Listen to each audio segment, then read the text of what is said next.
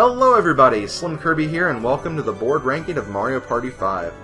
After being a bit disappointed with the overall look of the boards in both Mario Party 3 and Mario Party 4, Mario Party 5 went above and beyond when it came to board design. The bare and dull pathways of the previous two games were removed, and now you are moving throughout the board you walk over and constantly interact with the environment. And with 7 unique boards with 7 unique themes, I can tell a lot of detail was put in the design of these boards. However, alongside these changes came a complete retool of the item system in the form of capsules, little objects that contain a specific effect that you can use on different spaces of the board or on yourself. With so many capsules and different effects though, I can't exactly give my full support to these changes though, as I feel like it made things a bit more chaotic than needed. It did lay the foundation for a slightly better orb system, which was utilized in Mario Party 6 and Mario Party 7, but the capsules themselves aren't a fan favorite, and I kind of understand why. The main motif of the Mario Party 5 is dreaming and becoming the Dream Star, and because of that, all of the boards this time around are Dream World themed, from a mountain of sweets, an out-of-this-world future, and a collection of toys and games. Let's see how these boards stack up though. Number 7, Bowser's Nightmare. Well, Bowser finally broke the streak of 4th places, but he accidentally did it so in the wrong direction. Bowser's Nightmare is how you would expect a dream of Bowser's to go. Lots of lava and lots of screwing you over, and that's pretty much what you have this time around. All of the happening spaces usually lead to some negative effect, whether it's losing all of your capsules to a flamethrower, having Bowser turn a line of blue spaces into red spaces, or getting stuck in an area with just red spaces and Bowser spaces. This board doesn't pull any punches when it comes to trying to get you to lose coins, and while that's not necessarily the reason why this is ranked low, the reason why this board takes the last place position is just because of how freaking unmemorable the board feels to me. When playing through these boards for the list, I was surprised at how little I remember from what is supposed to be the finale board of Mario Party 5. If anything, it's just a little references from other Bowser boards and other Mario Party games, but they're just not utilized to their full potential. Number 6, Future Dream. When I play Future Dream, I start having flashbacks to Wario's Battle Canyon and Mystery Land, and a lot of other boards of that nature. In other words, island hopping. Now, while Future Dream isn't as bad as those previous two examples, I wouldn't necessarily say it's that much of an improvement either. Future Dream takes place in the cold recesses of space, and as you might expect, you'll be using rockets, UFOs, and teleportation devices as means for getting around the map. Thankfully, unlike Mystery Land, happening spaces aren't the only way to get around, although they significantly speed the process up.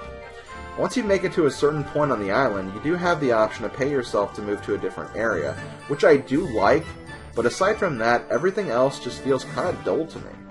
I guess I feel like Mario Party 5, much like Mario Party 3, depends a lot on its item system for all the action, and as a result, doesn't put as much effort into the board events. Not necessarily a bad thing, but I personally like it more when the inboard events have a bit more to do with what you're playing, and not just some gimmick to get to another island. So are these stupid dreams over yet? I do not know what you are talking about. Now, if you will excuse me, I need to record this video. Hello everybody, SlimKirby here, and welcome back to more Let Us Play Duke Nukem Forever. Why? Because I have nothing better to do. Ha ha ha ha ha ha ha ha ha. If you weren't me, I'd punch you right about now. Number 5, Rainbow Dream. Mario's Rainbow Castle this is not, but Rainbow Dream does happen to be, at least in my opinion, a better implementation of what Future Dream tried to do. Once again, we are island hopping, which is a bit of a downside for me, but at least all of the islands feel unique and have something going for them. Each island has its own little theme based on weather symbols, like electricity, water, the sun, and snow. Each with their own little events, although most of them will just end up warping you to another island. There are also some neat little minigames here and there, whether it's running on a battery wheel to win capsules, or ground-pounding a seesaw catapult to get launched to the air to grab some coins. Overall, it's not that much better than Future Dream, but at least it wasn't as dull, considering this could have been just a bunch of clouds with rainbows attached to them. Number 4, Toy Dream. Toy Dream seems to be one of the boards in the realm of intro board. In other words, a very basic board with not many complicated events, where it's easy to get around and get used to the new mechanics of the game. You know, kind of like Toad's Midway Madness in Mario Party 4. Although this time, instead of a theme park, we have the equivalent of a child's playroom. So lots of blocks, toy soldiers, toy trains, and other gadgets you'd expect to see in a colorful toy box. Most of the happening spaces on this board just take you to another area on the board, or switch you to another path. So there isn't a lot happening on this board, but it's one of those boards that's not necessarily chaotic, but actually kind of calming. Or to be more precise, just a nice board to play on if you don't know what you are in the mood for. Number 3, Sweet Dream. This board will now forever give me nightmares thanks to my playthrough of this game. But taking that one extremely unpleasant occurrence out of the picture, Sweet Dream is actually a really fun board to play on. As you might expect, this board is based on a dessert paradise, so lots of candy, lots of cake, lots of ice cream, all the sweets you could ever imagine. Returning from Mario Party's 4 Bowser board, this board features the bridge that will break and be built in another direction once someone crosses it. A mechanic that will definitely get on your nerves when it comes to straight up race with a star. However, I feel that Straight Sweet Dream at least does a decent job of getting around despite that, and you'll never feel like you are that far behind even if you do get sent in the wrong direction. There is also a fun little board minigame where you can win some coins by tossing candy balls in the cups, and if you manage to make it to the happening space on the top of the board, the Honorable Star Spirit will proclaim it's your birthday and force the other players to give you a coin and star present. This board really makes it feel like it's your birthday or something, which is a good feeling. When you aren't getting screwed over by one coin, however. Overall, despite our controversial history with Sweet Dream, it's definitely a good board and a solid contender in Mario Party 5. Ah! Can we be done with this already? Almost. Just let me finish folding my clothes here. Where did you get those pants? Oh, somewhere on an ice cream mountain a few dreams ago.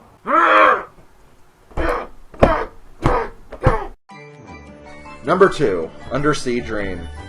You know, Mario Party 3 has done the underwater theme in the form of Deep Blue or Sea, but I have to admit, Undersea Dream does a much better job of feeling like you are in an underwater environment. Although to be fair, by this point Mario Party was actually trying to do something better with their board designs in terms of making things look more lively, as opposed to paper-themed set pieces.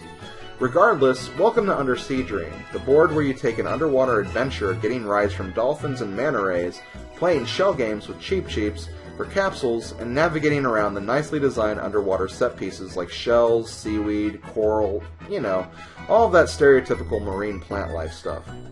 I have to admit, this board honestly feels like the safest board in this game, as a majority of the events and happenings aren't negative at all. In fact, I'd almost say that all of the events are beneficial in some way. So what it comes down to is just a simple standard race to the star without any major worries or concern to be had. Combine that with an environment that's perfect to start learning the capsules and capsule effects, and a beautifully designed board as well, and you have yourself a very solid boards on your hands. Number 1, Pirate Dream. You know, considering that this game was being worked on and was released before Paper Mario The Thousand-Year Door, this area looks a lot like the Pirate Grotto. Also, when you consider that the hosts of this game are Paper Mario Star Spirits... Okay, enough of that. This isn't game theory and I'm not MatPat. This is Pirate Dream, however, which is quite easily my favorite board of Mario Party 5. I have to admit, during my first round of playthroughs from this game, I was actually about to give up on this game and spend all of my time focusing on Mario Kart Double Dash instead, the other game I got for Christmas that year. However, before I got my third strike, I played Pirate Dream and ended up having a really good time with it. I don't know why, but I'm a really big fan of big boards in Mario Party games, and this board is definitely the biggest. A lot of different paths to go on, lots of events, both positive and negative. It just included a bunch of different mechanics and features that made this feel like the Mario Party I had been growing up with for the past 4 years prior to this game. Running away from boulders that chase you down the beaten path, paying to get past Whomp and Thwomp who are blocking the way, it seriously feels like a tribute at times to many other Mario Party games and boards, and I think that's why I like it so much.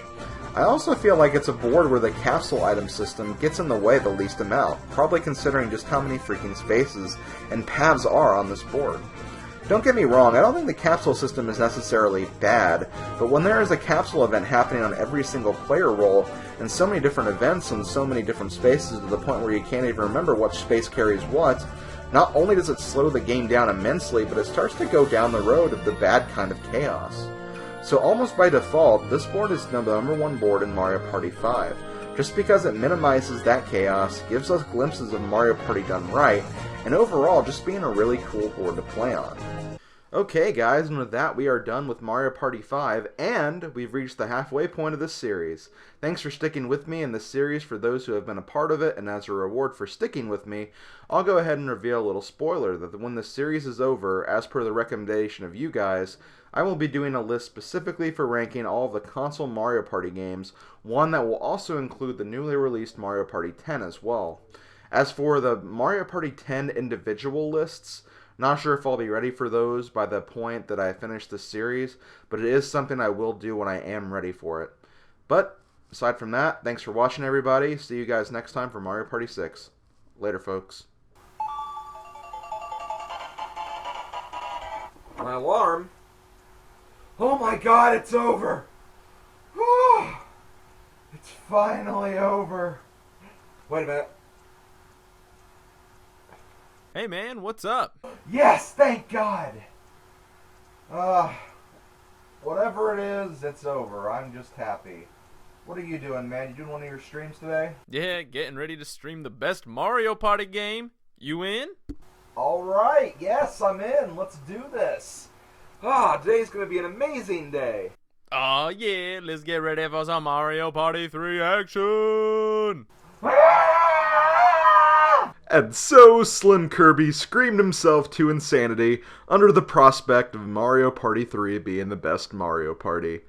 This has been Other Slim here, telling you guys to have a great night. Later, folks.